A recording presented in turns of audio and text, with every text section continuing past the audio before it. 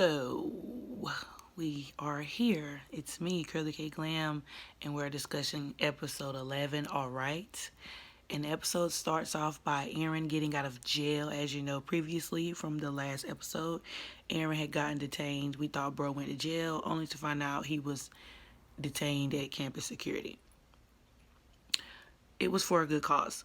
So now Rochelle gets a message from Angela Rye, which if you do not follow Angela Rye, you should, because sis is well educated and she is very informative, and she used to serve on the Black Caucus for Obama. I love Angela Rye. Every time I watch this, I learn something.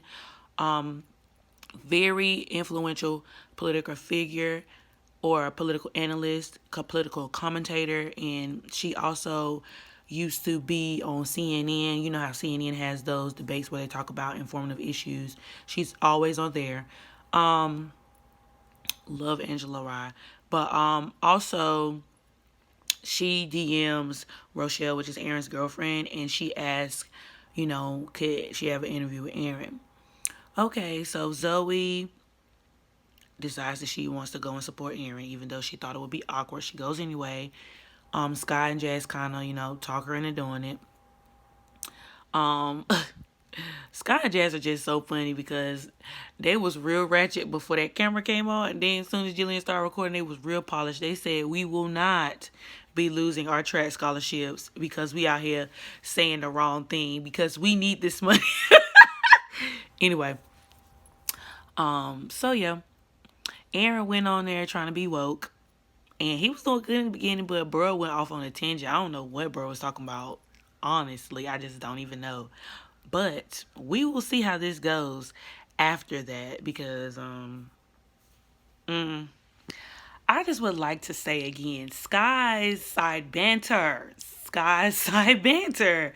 Hallie, sis, you play that role.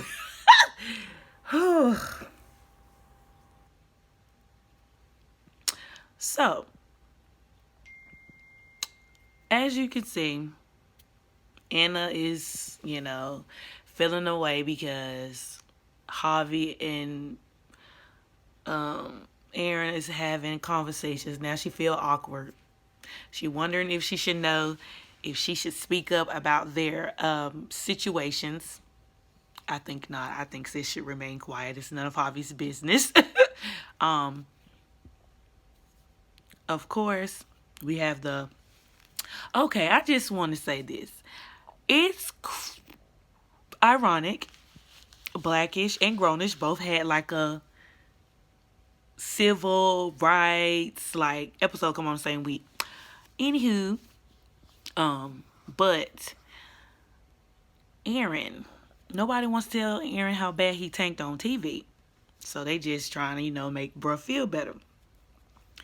Zoe tries to approach Aaron. Rochelle kind of intercepts. I think she saw Zoe get up. Also, like I said again in the last clip, I had a feeling that Sky and Jazz weren't trying to get involved in this whole campus prison thing because they didn't want their scholarships to be put at risk. So I can only imagine, how hard of a decision that is, considering the fact that, like Sky said, they're not activists and they're not trying to be activists. They signed up. Because I feel like, typically it happens with where, if something social, politically charged happens, a lot of the times they expect athletes and musicians to give their opinion. But a lot of the times, some of them don't, because they don't know where they actually stand on it, because, sometimes they don't have enough time to process it. But I think Sky and Jazz had formed an opinion on it. And I feel like, Jillian somewhat had a point about using their platform. And, it's a way to use your platform without being disrespectful, I guess. But then again, when you're in a situation like Sky and Jazz, it's hard to say your opinion without trying to, tone down the message, just so you won't offend people. So it's yeah. But also, just like she gave the example of athletes who were involved in the social justice movement. I thought they were going to bring up the track runners who went to San Diego State, seeing as though they do go to a California school, but I don't think they brought them up. No, they didn't. But yeah. So if you're not familiar with the track runners who went to San Diego State that went to the Olympics and they all stood on the podium with their fist up in the air, in regards to civil rights, y'all need to look that up. But yeah, that would have been a great scene for them to throw in there on Grownish. But Aaron just popped up at Zoe's door, so we're gonna see how this goes, because why does bruh need Zoe all of a sudden? Sorry, y'all. I'm trying to, hold back being offended, because I'm gonna get to that part.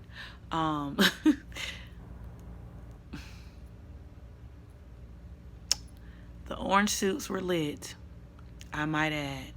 I definitely feel like, the orange suits were lit. They were a great idea, in context to, what he was standing for. Very powerful. It kind of reminds me of something that happened when I was in school.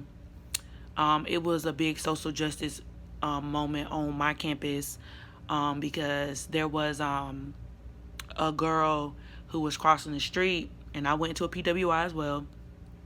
She was crossing the street, and then there was some guys in a big F-250 truck, and while she was crossing the street, they tried to rev up their engines like they was gonna hit her. And at the same time, while they were doing that, they were yelling racial slurs at her.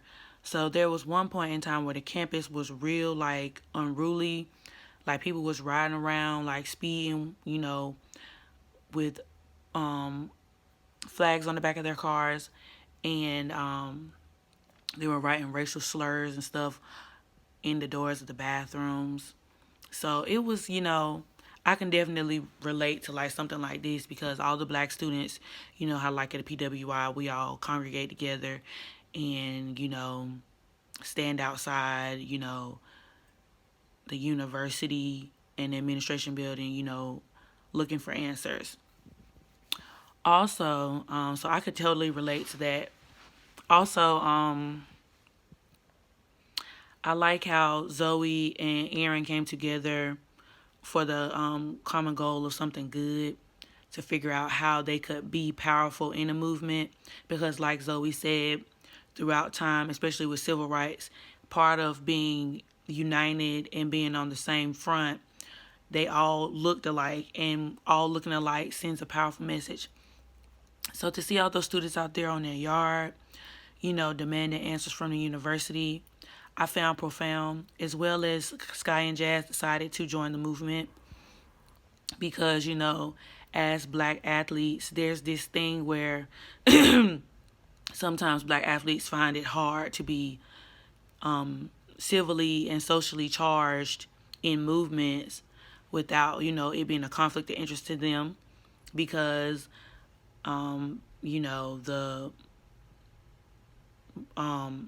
the investment in these prisons does affect Sky and Jazz. Excuse me. And I thought that was lit. Anna, sis, I can't believe you just did that. Totally not needed. Totally not needed. You could have pulled bruh aside and had that conversation with him. But good thing Harvey knows how to read in between the lines, because you just made that situation extremely awkward. Thankfully, he took it well, and he processed it well, and he was already, up on speed on everything. So that was good. Just when Zoe and Aaron was getting to a place of being comfortable in their relationship, because obviously they cannot be together at this part. But you know how it is when a guy and a girl liked each other, but because of timing, one of the people move on, and you could clearly tell when they're around each other, they still have feelings for each other because of the way he looks at her, the way she looks at him, and the way they interact. But they were finally getting to a place where it was comfortable for them both. And, they were just having a powwow about how successful the events of the day went. And after he left, because he was keeping it platonic, he left. Rochelle, this is the part I was offended about. Rochelle approached Zoe and she wasn't rude about it, but it was just out of order. If she felt any kind of way, she should have approached Aaron about it. Zoe had no need to be roped into what they have going on. Yes, she understands they have a special bond, but I feel like Zoe was being pretty respectful about the situation, and for Rochelle to approach her and to say that to her, one, definitely shows Zoe is up. Two, it shows that Rochelle is definitely intimidated and threatened by Zoe's existence. Not existence, but her being around. And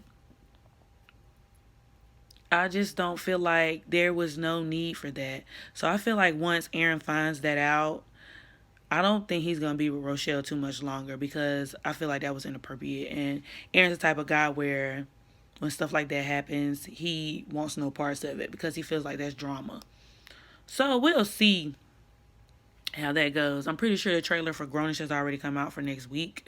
So we're going to see. I also want to see what's going to happen in terms of, how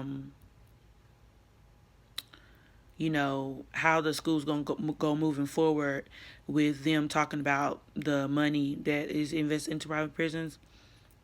Where's Nomi? Nomi ain't came back to school yet. Also, where's Dean Telfie, and what is his opinion on this? Because for a lot of the socially charged content that was on Blackish, he was usually around. So for this to happen, I'm surprised that he had no say-so in this. It would have been nice to see, since he was the dean of students, what he thought about it, and if he even knew. Because, it seems like he's not very much aware about anything that's, occurring on campus, because he tries to work and be dean of students at the same time.